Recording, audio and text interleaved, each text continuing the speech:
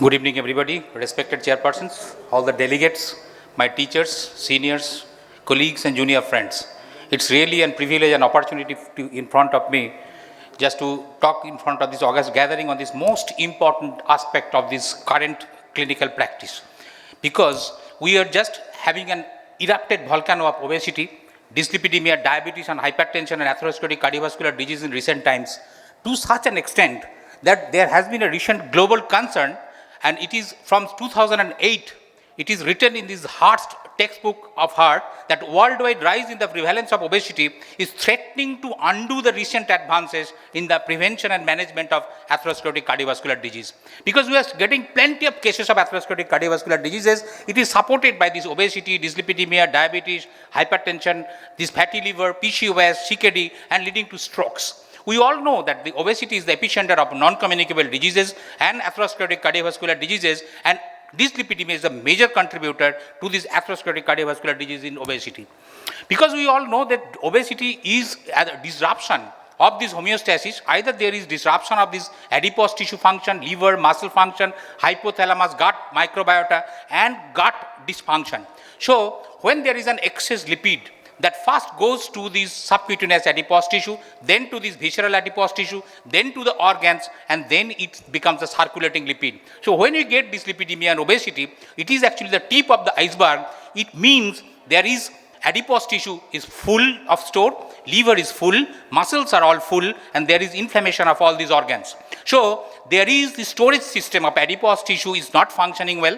These uptake organ muscles are not functioning well, and liver is overwhelming with these lipids production. So it's insulin resistance. It is the final common pathway to any kind of lipid abnormality in obesity, because insulin is the key hormone in regulation of lipid metabolism. We all know there are two lipids, and it is all taken care of by insulin. It is the free fatty acid and glucose. And we all know that this insulin controls this metabolic flexibility with the help of this FOXO protein. And this FOXO protein changes the switch between the fed state and the fasting state. They regulate this gluconeogenesis, lipogenesis, and this hepatic glucose production in the fed state and the fasting state is controlled completely by this FOXO protein. In insulin resistance, this FOXO is not inhibited, resulting into hepatic glucose production, and this hyperinsulinemia, for the time being, they take care of this hepatic glucose production, and to prevent this excess hepatic glucose production, they just switch over to this increased lipogenesis. So it is the other aspect of this glucose metabolism. Increased lipogenesis is the result just to decrease this hepatic glucose output. So in an attempt to suppress hepatic glucose output in this phase of insulin resistance, we pay the price by just increasing the lipogenesis. So whatever happens in insulin resistance, in the glycemic status, be it euglycemic, pre-diabetes or diabetes, there is dyslipidemia throughout this phase, because dyslipidemia develops much before hyperglycemia in insulin resistant state. So what are the characteristic lipid abnormality in obesity? It is the atherogenic dyslipidemia, and it is must be characterized by fasting and postprandial hypertriglyceridemia. It is marked by increased VLDL, low HDL cholesterol, and small and dense LDL particle. It may not be raised that much. And hypertriglyceridemia is the mother of all such abnormalities in such situation. We get a typical lipid profile report. TG is around 450, VLDL is around 76, HDL is just low 30, and LDL is marginally up or just around this normal level 108. So what is the overview of this lipid metabolism? We all know that these lipids are absorbed. They are not soluble in this water. So they are absorbed, and this apoprotein coating is required. So these dietary fats are absorbed and coated with ApoB48. They are taken by this pancreatic lipase, and these enterocytes take up, and they are firstly taken by the lymphatics. They go through this thoracic duct, and they come into the systemic circulation, not in the portal circulation, unlike this glucose and protein. And they actually come to these muscles and this adipose tissue for storage and utilization first, then it goes to the liver as chylomicron remnant. And when these lipids are not extracted by this lipoprotein lipase, this liver gets profuse of these lipids rich with these chylomicrons. They give rise to increased production of VLDL, and these VLDL lipids are not adequately extracted by these muscles as well as these lipids, and they go as the VLDL rich with this, lipids, triglyceride, as remnants, they go into these further proceedings of IDL, LDL, etc., and they finally come back to this reverse cholesterol transport, all these LCAT and CETP, cholesterol ester transfer protein. They take up these triglycerides from these cells, they give this cholesterol, and these lipid molecules become less with this triglyceride by this effect of the CETP. They become small, they become dense with this cholesterol. And this is the result of, this is the mother of these atherosclerotic changes. So impaired lipolysis in these exogenous pathway as well as in the endogenous pathway is the marker of these kind of changes in obesity. So small dense LDL particle increase in obesity, and that is easily permeable to this endothelium, and that gives rise to all these fatty streak and atherosclerotic changes. Atherogenic dyslipidemia is the result. But what causes this insulin resistance in obesity? It is a vicious cycle, cause and effect, genesis and propagation, that goes on. Adipose tissue changes, fatty liver, fatty muscles, gut microbiota, chronic inflammation, and genetic and epigenetic changes. We all know that there are two kinds of lipid, fuels in our body. Both are taken care of by insulin. These, after feeding insulin by the action of this lipoprotein lipase, they push this inside the cells, all this kind of free fatty acid, they are pushed up there inside the cell, and they lock there inside by inhibiting hormone sensitive lipase. And with these meals, unless there was some fatty tissue, with this take of the 75 gram glucose, there could be 8-fold rise in this glucose level, and there could be 10-fold rise in the lipid level had there not been this adipose tissue. And that is the beauty of this adipose tissue trapped by this adipose tissue inside. When there is excess energy, either there is hypertrophy or hyperplasia.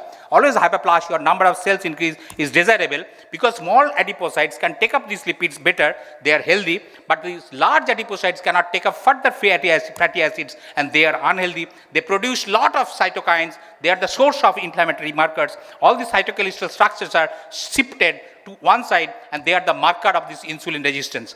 This is the pro-inflammatory state, and these becomes hypoxic, and the inflammation goes on and on. So adipocyte hypertrophy, adipocyte hypoxia, altered gut microbiota, ectopic fat, they are the source. And the gut microbiota is a potential factor, because in obesity there is a shift from this gram positive or anaerobic to the gram negative side. Metabolic endotoxinemia occurs, and this outer coating of these gram negative organisms, they are the lipopolysaccharides, and they are absorbed like lipids. They go to the organs first, and that gives rise to widespread inflammation of all these organs, and this inflamed tissue causes insulin resistance. And there is a shift from the M1 to the M2 cells, and this chronic inflammation is the forerunner of insulin resistance. The role of fatty liver and these fatty muscles. We all know this fatty liver, result of excess and ectopic fat, that is the source of obesity, dyslipidemia. That is the increased lipid synthesis and secretion, and increased gluconeogenesis is the factor. Atherogenic lipoprotein and glucose synthesis is the cause of this insulin resistance, because liver is overflown with all these chylomicron remnants and the lipid particles. Similar thing happens with these fatty muscles. Skeletal muscles are the most insulin sensitive structure in the body. 85% energy is burnt by that. They cannot use free fatty acid. And there is ectopic fat in the muscles, fatty muscles, and there is some, if there is low muscle mass adequately, and there is inflammation with this 50 phenotype, that give rise to this increased lipoprotein lipase, which cannot take up this triglyceride further, and hyperinsulinemia occurs, de novo lipogenesis occurs, oxidation reduces, and all these intermediates are stored in the muscles, and that is the cause of this post-receptor defect and insulin resistance, and that goes on as a vicious cycle. But why these people, some people do not develop all this lipidemia? That's the answer. So some people do not produce these signs of insulin resistance that much. So pathogenesis of lipid abnormality in obesity, these unholy loop of fatty acid trafficking in this adipose tissue, liver, and these muscles goes on. Impaired peripheral fatty acid trapping, fatty acid fluxes from the adipocytes to the liver, overproduction of this VLDL, circulating TG lipolysis, and small dense LPL is the cause of this. So what are the health consequences? Atherogenesis is highly atherogenic. This is LDL cholesterol, small dense LDL particle, and these TG also are associated with atherosclerotic changes, and neurocognitive changes with this hypertriglyceridemia, changes in the hippocampus. That is the result. So what should be the management protocol? So lifestyle intervention should be the first thing. Dietary intervention and physical activity.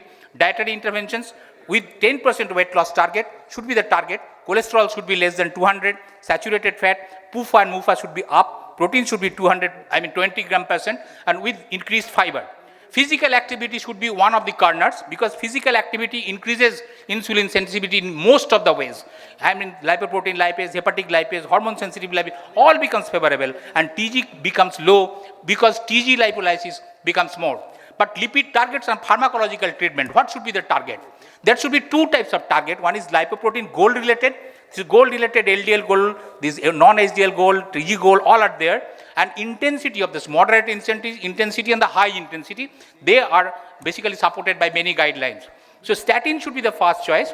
Do not fully correct characteristic dyslipidemia of obesity, but somehow they can take care of. Lower the TG marginally, not effective against small dense cholesterol. Fibrate may be added later. Nicotinic acid may be helpful.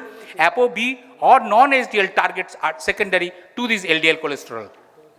But despite reaching this target, current dyslipidemia management failed to completely prevent atherosclerotic cardiovascular. That is the practical reality. And because we are treating the symptoms, not the cause.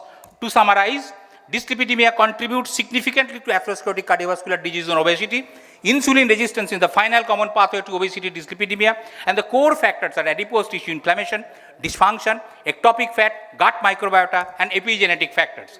Obesity is associated with dyslipidemia, which is highly atherogenic, and hypertriglyceridemia is the hallmark, with low HDL cholesterol and small dense LDL particle. Dietary and physical factors should be the major greatest role in this management. Weight loss associated with decreased TG and increased HDL cholesterol. Pharmacotherapy is beneficial but inadequate to prevent atherosclerotic cardiovascular disease. Current pharmacotherapy for dyslipidemia do not address the root cause and just targets the manifestation, and modification of the core factors will improve the treatment outcomes in obesity dyslipidemia. More research is required, more understanding and more research related to this adipose tissue, ectopic fat, muscle mass, gut microbiota, and modulation of the epigenetic factors. We value our achievement so far, still we should not congratulate ourselves, because with all these statin therapies, we have not been able to decrease this load of atherosclerotic cardiovascular disease, because we have not done this right thing, because we are treating this manifestation only. Root cause has not been taken care of. So miles to go before we rest. Thank you very much for your patient hearing. Thank you, Dr. Ghosh, for concluding well within time.